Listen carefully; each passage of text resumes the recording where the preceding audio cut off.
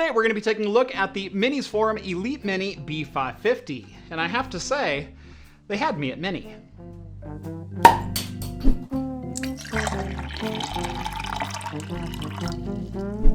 Our gamer rises from a fitful night's sleep, his hand eagerly reaching for his trusty Viper V570 gaming mouse to begin the day's hunt. Frags come easy thanks to the 12,000 DPI Avago laser sensor, allowing the gamer to score headshot after headshot on their hapless prey. With 13 programmable keys, along with addressable RGB, any gamer can customize the look and feel of the V570 to fit their needs. Strike fear into your next meal with a full lineup of gear from Viper Gaming by following the link down in the video description. Welcome back to Craft Computing, everyone. As always, I'm Jeff. The MinisForum Elite B550 is definitely a unique concept, even in a world of niche small form factor PCs.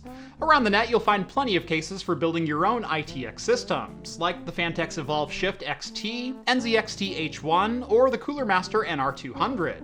But those all rely on sourcing your own internals, ensuring everything fits, and then actually putting everything together.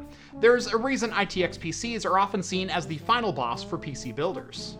Alternatively, there are companies that will sell you pre-built small form factor PCs. The Corsair One, Gigabyte's on and off again bricks line. These PCs can cram a ton of horsepower into some very tight spaces, but at the cost of being almost 100% proprietary, and often incredibly difficult to repair or impossible to upgrade.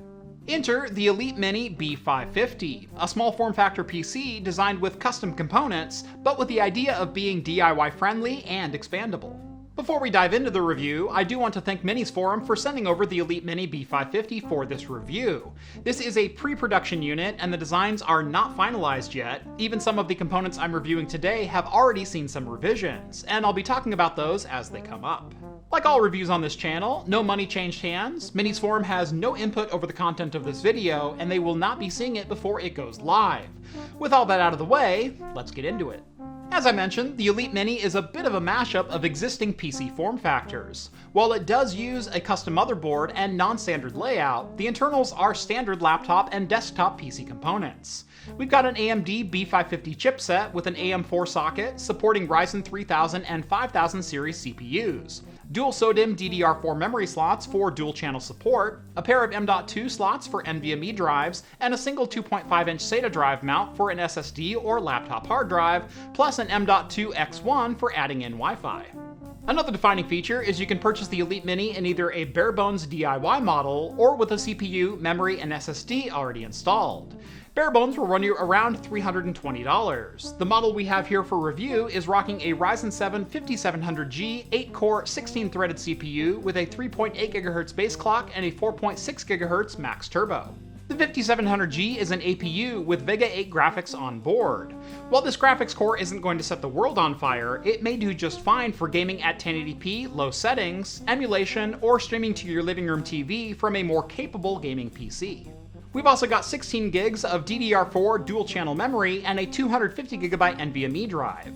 In total, this package will run you around $699, all pre-assembled and ready to pull out of the box and start using. For the review today, I also added in a 2TB SATA SSD just to hold my games library, but that is not reflected in the purchase price. Walking around the outside of the Elite Mini, the only ports you'll find are around the rear, with a single display port, dual HDMIs, 4 USB 3.0 ports, and a single 10GB USB Type-C. For networking, I am happy to see that 2.5GB is making its way onto more and more devices recently, especially in PCs as small as this. Power is provided by a standard 19-volt laptop charger with a power button sitting right next to the port. Now, if this was the complete package for an APU system, I'd probably stop the video right here, tell you it looks like a pretty good value for a set-top box or emulation system, give you the link down in the video description, and drink beer for the rest of the day. But the Elite Mini has one more trick up its sleeve. Not that I'm opposed to drinking beer for the rest of the day. Also included in the box with the Elite Mini B550 is this docking station, which I've also strapped an RTX 2060 to. That's right, not only is this system going to make a great small form factor PC or set-top box, you can actually complete this gaming PC with a discrete graphics card. While I am really impressed with the core of the Elite Mini, the fit and finish are excellent and the build quality is absolutely on point, the same cannot be said for the docking station, at least at this point in time. But again, I'm going to remind you this is still a late stage prototype, but the Elite Mini will be shipping in the next couple of weeks, so I don't anticipate too many changes are coming down the pipe.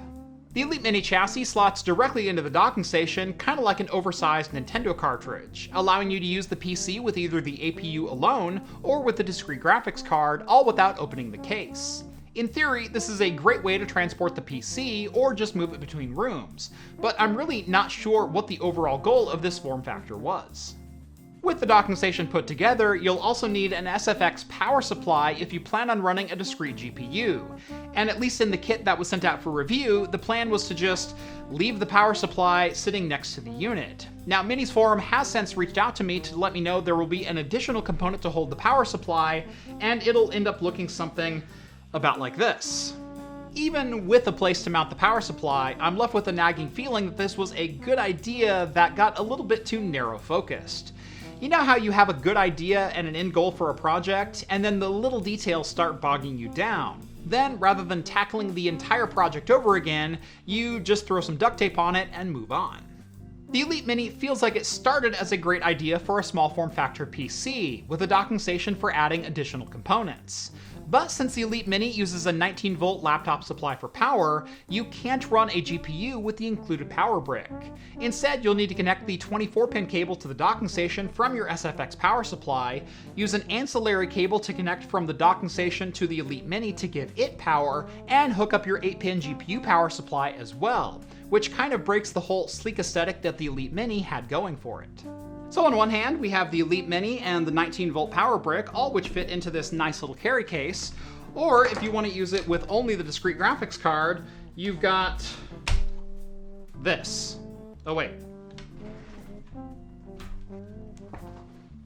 Moving on to performance, the results are, well, pretty much what you would expect for a Ryzen 5700G with Vega A graphics, and the same when in docked mode when using an RTX 2060.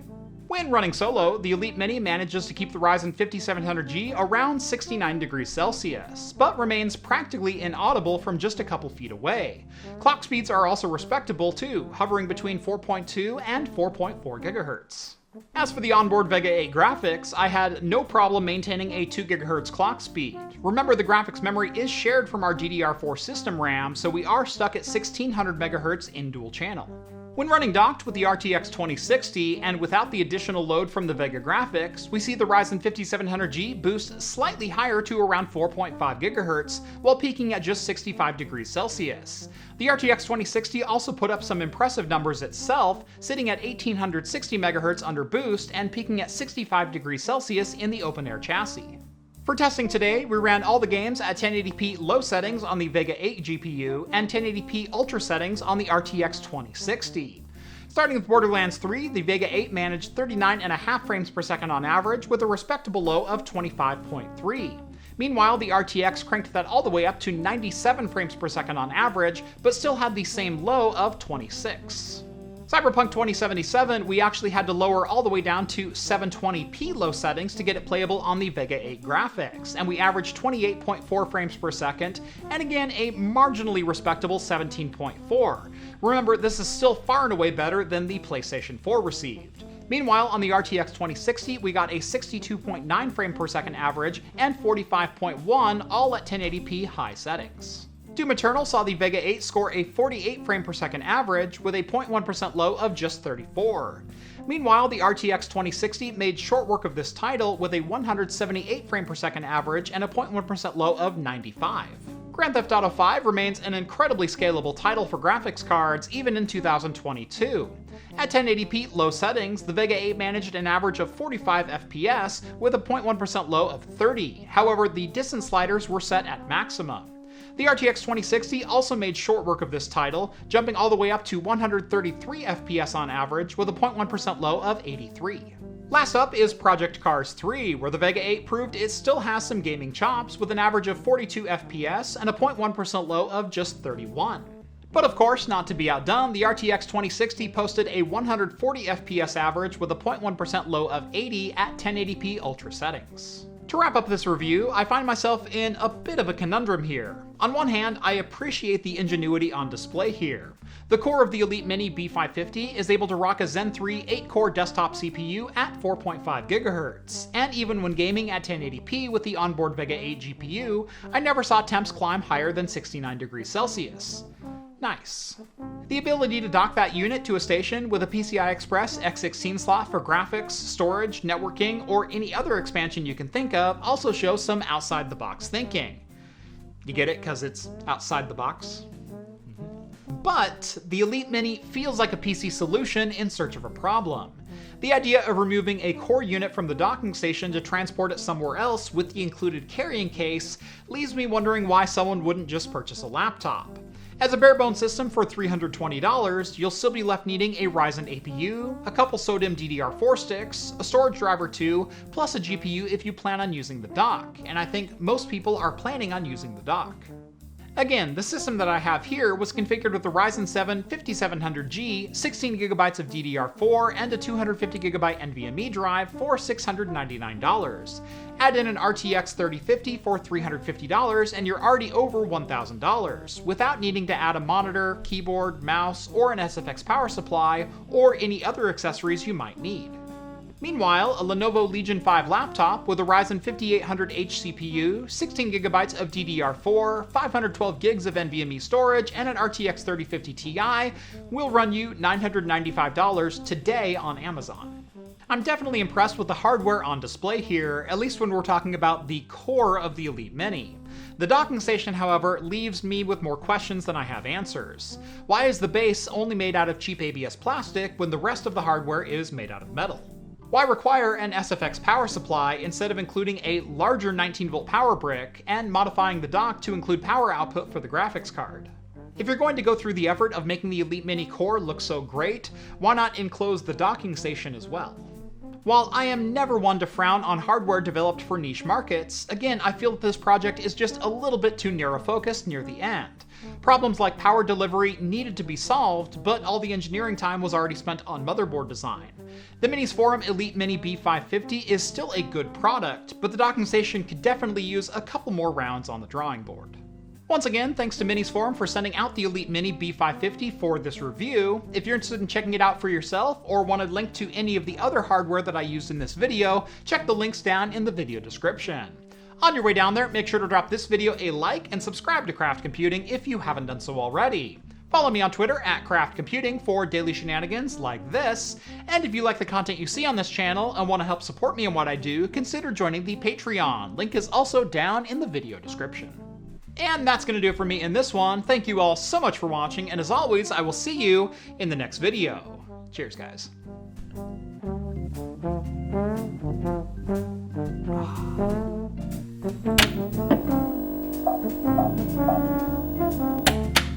Beer for today is from longtime fan of the channel, Claw over in Norway. It is the Agnese Double IPA, and I really hope I'm pronouncing that correctly.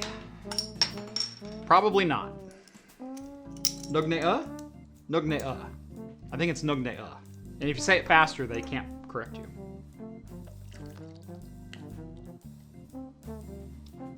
Light, tropical, rich, and bitter. Han Halvor Fjord, winner of the Norwegian Homebrewing Championship 2010, brewed his championship double IPA at Agnese. We at Agnese, of course, are proud to be with him in making this happen. There is a bitterness up front, some balanced malts in the middle, and complex fruity and resiny hop aromas, which simply has no end. Some IPAs, even some of the more clingy ones, they'll start a little bit playful. They'll start a little bit like with that tropical fruit note and whatnot. This goes straight to the dank hop oil. There's no warming up to it at all. It's boom, you're in you're in IPA territory, and I hope you like hops. That is really good though. Wow. If you like hops, that is really good. If you're one of the people that say IPAs taste like pine trees,